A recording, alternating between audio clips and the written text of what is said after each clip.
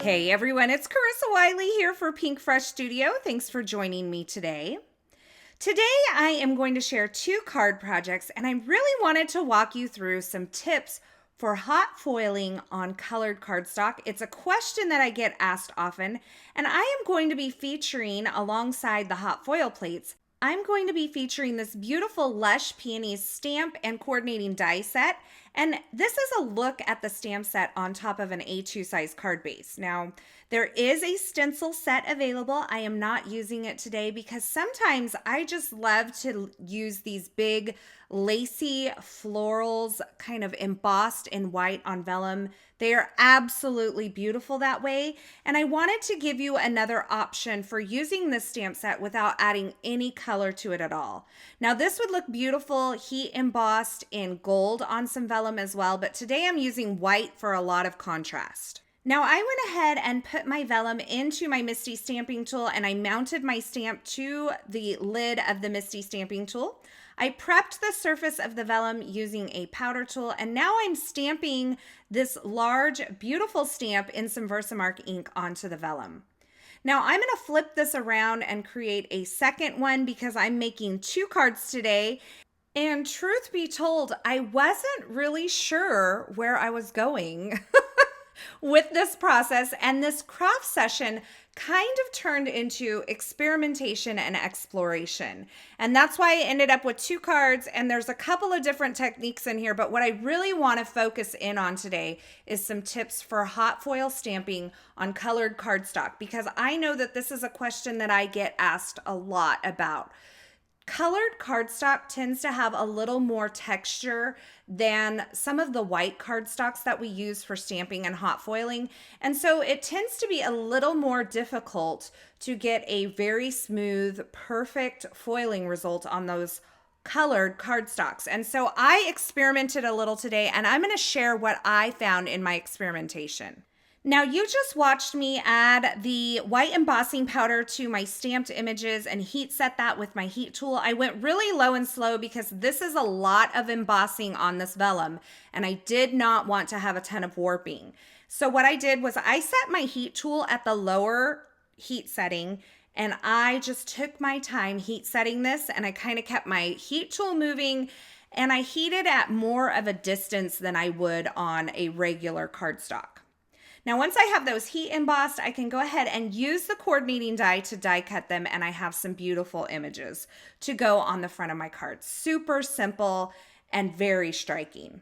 So here's really where we get into the experimentation of the hot foiling on colored cardstock and getting the best result. And I'm using the Abstract Triangles hot foil plate along with some blush colored foil. I have that pretty side down onto the design of my hot foil plate. And I have some Hero Arts mustard cardstock that I have added a coating of my embossing powder bag to.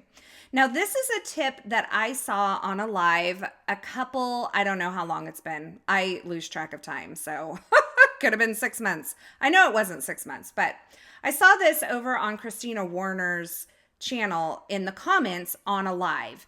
And someone from Spellbinders recommended that you treat the surface of your cardstock with a powder tool before you hot foil stamp. And so I thought, I'm going to try that out today and see what kind of results I get.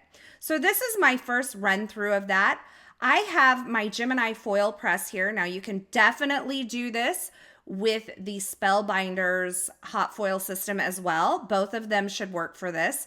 And the principles of foiling are really the same between the 2 machines. I do have a video here on the Pinkfresh Studio channel showing you both of the foiling systems in action and going over the principles of foiling with you.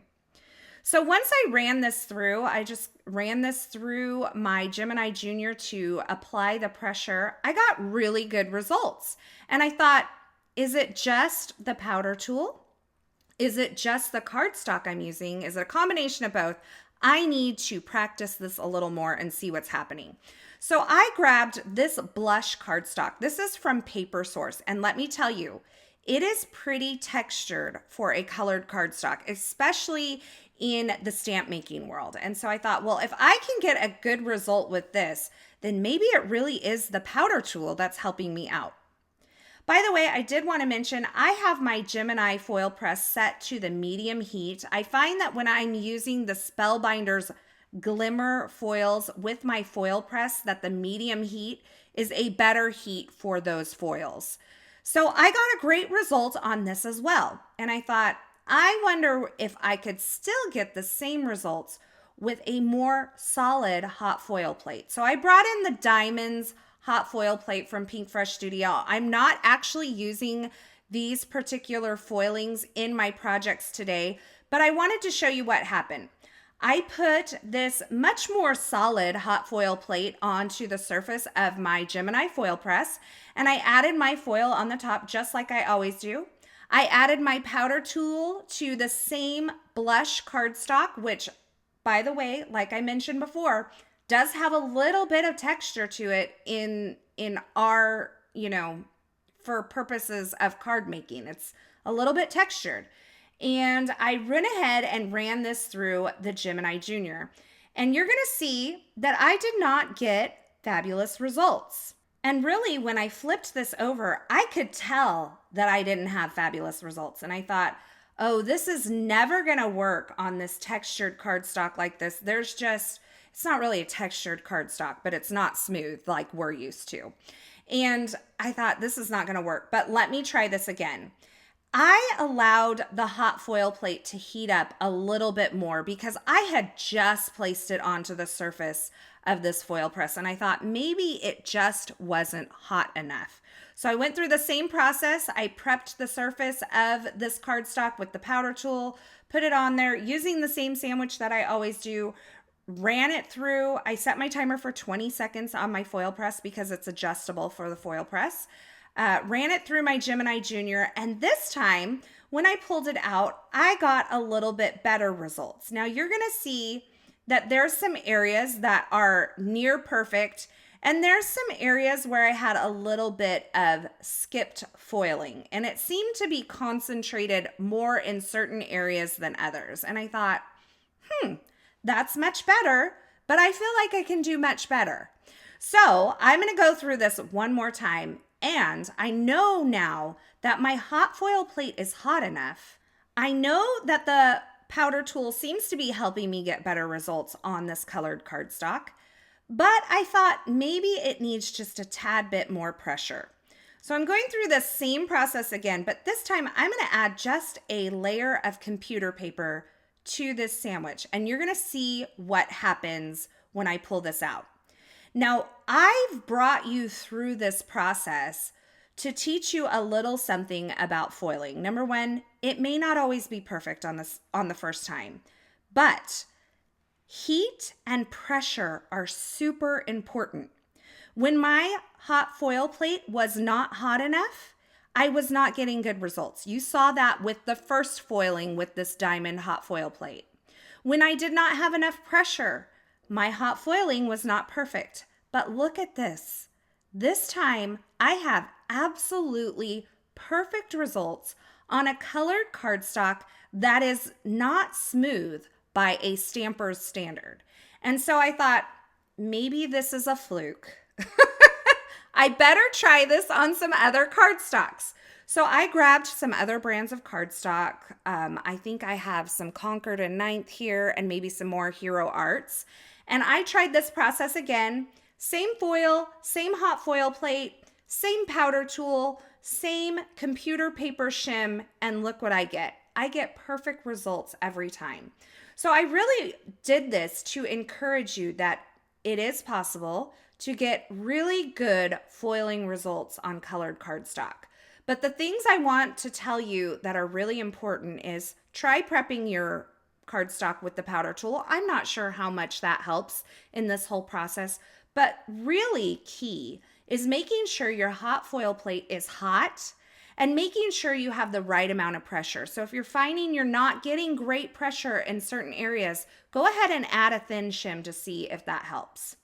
Now for my second card, which is totally off the topic of foiling on colored cardstock, I'm creating a background with some ink cubes, and I'm going to set this aside and let it dry. The one on the right is actually ink blended with the same colors. And look how beautiful this dries back. Now, I used my Pinkfresh ink cubes in Candy Violet, Sparkling Rose, Coral Reef, and Peach Fuzz to create this blend. And really, there was no blending about it. It was just swiping those ink cubes across some smooth hammer mill cardstock. And then I've die cut it using the mini Slimline Essentials die set with the diagonal stitching along the edge. Now I'm going to use the same mini Slimline rectangle die to die cut this abstract triangles background that I created on the blush cardstock. And it really doesn't fill up the entire length of a mini Slimline card because it's meant for an A2 size card. But by cutting it at an angle on this cardstock, I was able to fill up most of the area of this background of the mini Slimline size card. And when I put my florals over the top of it, you're not going to see the two little areas in the corner that really didn't get foiled. And because this is not a very solid design, it's got some angles to it, this worked out fine. Now I'm going to go ahead and create my mini Slimline card base. So I am cutting my linen cardstock. This is an Essentials by Ellen linen cardstock to 6 1/4 by 6 1/2 inches. And then I'm going to take and score this at 3 1/4 inches along the 6 1/2 inch side. Make sure you're scoring it on the correct side, the longer of the two sides. And they're very close in size, so sometimes it's hard to keep track of. Or you will not have a perfect card base. So remember, it's scoring along that 6 1/2 inch side at 3 1/4 inches. Now this looks like I'm in slow motion. I was not. I was probably reading a text message at the same time, so that's why I'm moving so slow. But it was at this point that I decided I wanted to bump up the color on this blush cardstock and give it more of an ombre effect. So I am taking Pinkfresh Studio Coral Reef ink and blending a little along the top kind of third. And then along the bottom third, I'm going to blend some Pinkfresh Studio Peach Fuzz ink and bring that in. And you guys, this might be my new favorite thing ever. These colors look absolutely stunning on this blush colored cardstock. I mean, look at that. I went ahead and used a dry cloth to wipe over any areas of foiling that I felt like some ink was sitting on top of and creating a dull look so that my foil would really come back to full shiny life.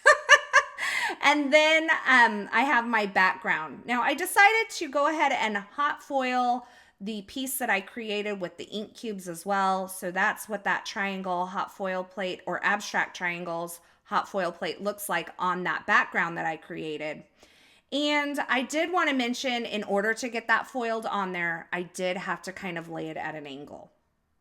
Now I went through several different versions of sentiments for this, and I tried my hardest not to use these sentiments here because they are currently out of stock. But the heart wants what the heart wants. I have to tell you, I needed some encouragement cards, and these sentiments just felt so perfect for these cards. I went ahead and foiled them on the same blush cardstock using the techniques that I showed you before. I have beautiful foiled sentiments here. And I really needed some encouragement cards because I have a friend of mine who just lost her husband.